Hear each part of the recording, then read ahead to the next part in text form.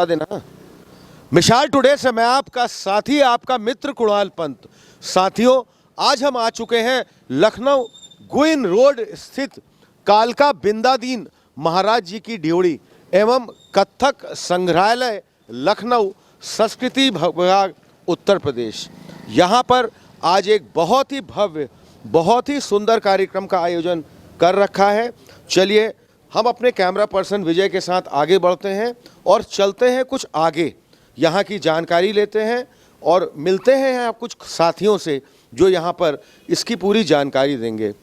इस संस्था समिति के बारे में और अल्पिका के बारे में आप थोड़ा अपना परिचय दीजिए सर। मैं ये बहुत बहुत धन्यवाद देता हूँ हमारे रघुनाथ जी को कि अल्पिका एक ऐसी संस्था है जो हर साल कभी ना कभी महाराज जी की याद में कुछ ना कुछ करते ही रहते हैं।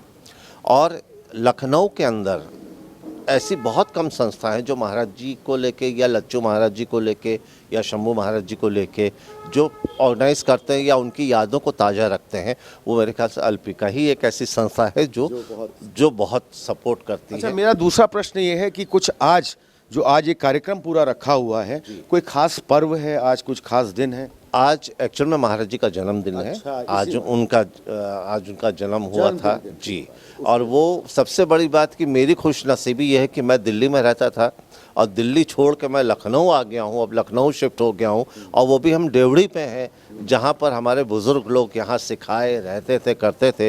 ये मेरा सौभाग्य कि मतलब मैं यहाँ पर आज मौजूद। इस ड्योढ़ी की एक बहुत विशेषता मैं देख रहा हूँ। आइए सर, इस थोड़ा कुएं के बारे में और इसकी क्या महत्वता है इसके बारे में। ये एक्चुअल में बहुत पुराना कुआं, सबसे पहले ये घर तो अभी म्यूज़ियम के हिसाब से बन गया। जब पुराने उस हिसाब से था तब ये कुआं यहीं हुआ करता था, तो यहीं से पानी निकाला करते थे।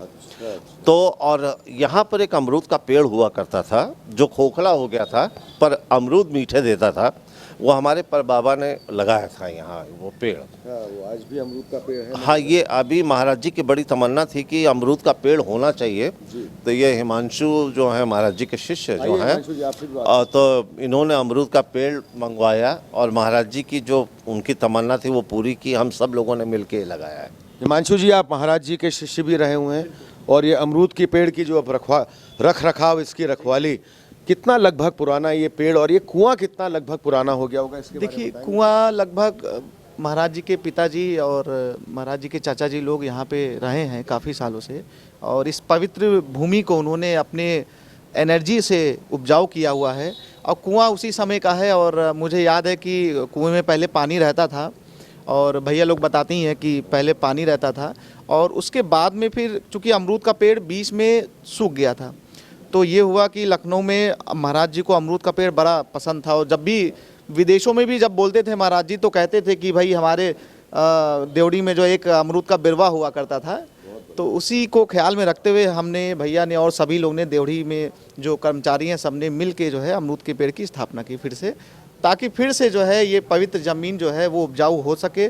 और महाराज जी तो हम तो कहते हैं कि महाराज जी अभी भी हमारे समक्ष हैं और हमेशा वो रहेंगे। और चूंकि जो लोग मानते हैं कि नहीं अब तो महाराज जी नहीं है, लेकिन मैं उनको गलत ठहराता हूँ।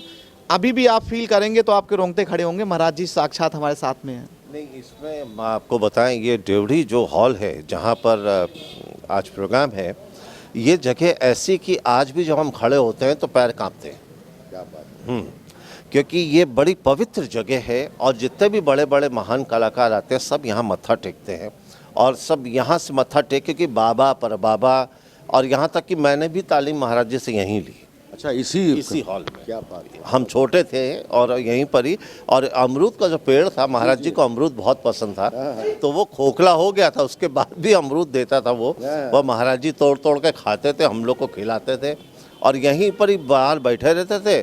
हम कहे भैया हमें आम खाना है, तो एक आम वाला निकला, उसको रोक के कहीं सालों को जितना आम खिलाना है खिलाओ जब तक नाक से ना निकले। अच्छा, महाराज जी के जितने भी शिष्य यहाँ पर थे तो क्या इसी हॉल में ही तालीम? इसी हॉल में तालीम हुई। खास करके रेणु त्रिगुनाथ जी की जो बिटियाँ हैं उनकी तालीम यहाँ हुई और मेरी तालीम यहाँ, गुड्डी दीदी की तालीम यहाँ हुई और जितने भी थे दिलीप आचार्य, गोपाल चक्रवर्ती, ये बहुत सब नामी। यहीं के हैं। बिल्कुल बहुत यहीं- नाम, यहीं के- बहुत ही नामी कलाकार लोग, ये जो तो अपने आपने इतने नाम बताए, और सभी आपने कहा कि इसी जी। हॉल से ये इसी हॉल से निकले हुए लोग हैं। देखिए किस्मत हमारी, देखिए कि इसी हॉल से निकल के हम दिल्ली बस गए, पर बाद में ऐसा धक्का लगा मुझे कि वापस मैं अपनी ड्योढ़ी पे आ गया कि अब यहाँ से नहीं जाने वाला हूँ। क्या बात है, आप आपने इसको इस ड्योढ़ी की बहुत ही विशेषता, यहाँ की प्रमुखता और खास तौर पे महत्वता, चाहे वो ये अमरूद का पेड़ हो, चाहे ये पुराना कुआं हो, ये आपने इसकी बहुत ही विशेष तौर पे इसकी महत्वता के बारे में बताई।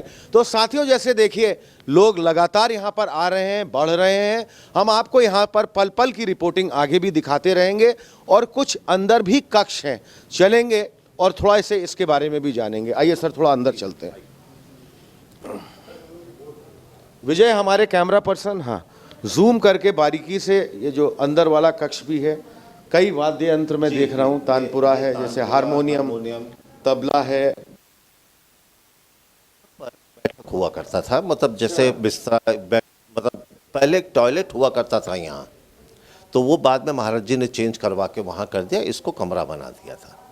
तो यहीं पर ही महाराज जी बैठते थे, यहीं पर ही हारमोनियम खोल के गाना बजाना करते थे। जब अकेले रहते तो यहीं अपना टुकड़े तिहाई बनाया करते थे, सब यहीं करते थे। और उसके बाद फिर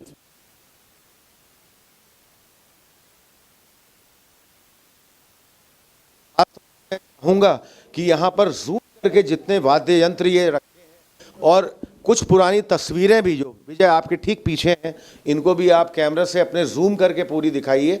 ये तस्वीरें कब कब की हैं ये जो महाराज? ये महाराज जी की ज़्यादा पुरानी नहीं है। और ये रिसेंटली, मतलब पुरानी, ये अम्मा जी हैं उस समय, अम्मा जी। आप बताइए मैम, थोड़ा सा और, हाँ, विस्तार से बताइए। हाँ। विजय, यहाँ थोड़ा सा इधर जूम करके दिखाइएगा इन इस चित्रों को। ड्योढ़ी में महाराज जी का जीवन जो दिल्ली जाने से पहले का था वो भी था, और जब दिल्ली चले गए तब भी यहाँ आते थे छुट्टियों में। तभी वही ज़माना था जब हम लोग भी सीखा करते थे। तो तब ये सत्तो जिया भी यहाँ रहती थी, महाराज जी की सिस्टर, उनके अच्छा। बच्चे वगैरह सब यहीं रहते थे।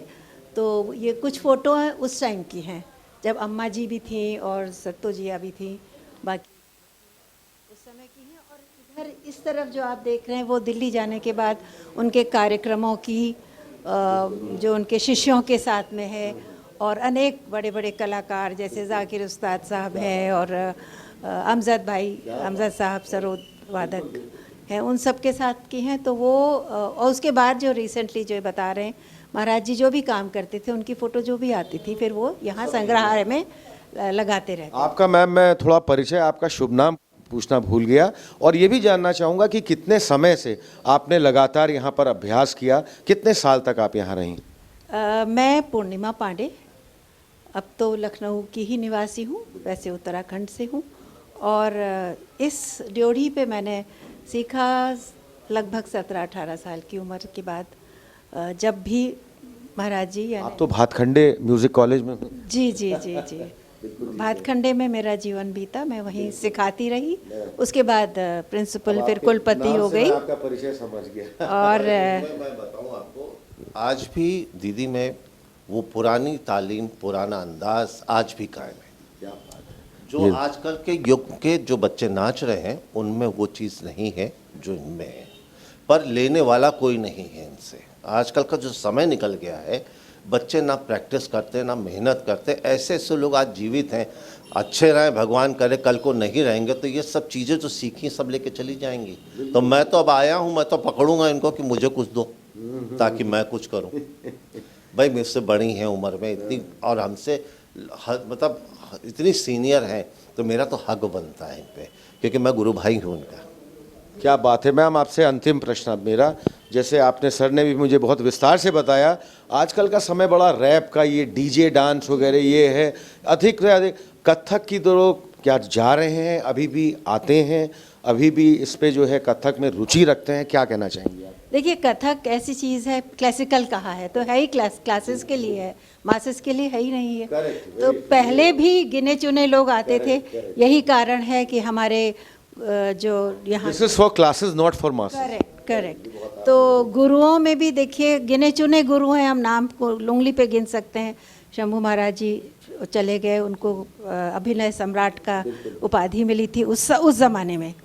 और जयपुर के सुंदर प्रसाद जी थे, यहाँ के अच्छन महाराज जी, ये सब ने नाम कराए और ये गिने चुने थे, उंगलियों पे गिन सकते हैं आप, महाराज बिंदादीन, अच्छन महाराज जी वगैरह सबको। तो इसी तरह से आज भी वही स्थिति मुझे लगती है। मैं निराश नहीं हूँ, क्योंकि आज जो टैलेंट आ रहा है वो पैदा होते ही सजग हो जाता है कलाओं के लिए। मैं एक चीज़ जरूर कहना चाहूँगा आपसे लास्ट में। लखनऊ में जब से मैं अभी आया हूँ देख रहा हूँ, एक तो राजनीति और पॉलिटिक्स इतनी ज़्यादा हो गई है कि यहाँ पर जितनी भी संस्था है वो सोचता कि मैं आगे आऊँ हर चीज़ में। कंपटीशन हो गया, ये नहीं कि मिल के चले। आज देखिए यहाँ पर जयलाल जी, हीरालाल जी, सुंदर प्रसाद जी सब यहीं से सीख के जयपुर गए और जयपुर बस से जयपुर घराना शुरू हुआ। आज जयपुर में जो एकता है लोगों में, आज जयपुर के हर घर में घुंघरू बजता है, हर घर में तबला। हमारे लखनऊ वालों में ही एकता नहीं है। जो आज घर घर में घुंघरू बजना चाहिए, घर घर में। गुरु क्या करेगा, कितना करेगा? ताली दोनों हाथ से बजती है। आप राजनीति पॉलिटिक्स छोड़ के अपना काम करिए, रियाज करिए, लखनऊ घराने के नाम को ऊपर करिए, तब बात बनती है। मैं कोशिश कर रहा हूँ, महाराज जी ने मुझसे उम्मीद रखी थी कि मैं लखनऊ जाके कुछ ये सब करूँ, तो मैं इसीलिए आया हूँ। मैं कोशिश करूँगा दीदी के साथ मिलके कि हम कैसे यहाँ के लोगों को इकट्ठा करके सिखा सकें और घर घर में घुंघरू तबलों की आवाज़ आए। ये हमारे चैनल का आज बहुत बड़ा सौभाग्य है कि दो प्रभुत्व लोग इस क्षेत्र के, और ख़ास तौर पे आज गुरु जी की जन्म जयंती में आज एक विशेष पर्व जो आपने बताया, हमारे इस चैनल के माध्यम से आपकी पूरी टीम को बहुत बहुत हार्दिक शुभकामनाएं, अनेकों बधाइयाँ, और हमसे बात करने का, समय निकालने का आपको बहुत बहुत धन्यवाद। धन्यवाद आपको भी बहुत बहुत बहुत शुक्रिया, बहुत बहुत धन्यवाद। Thank you.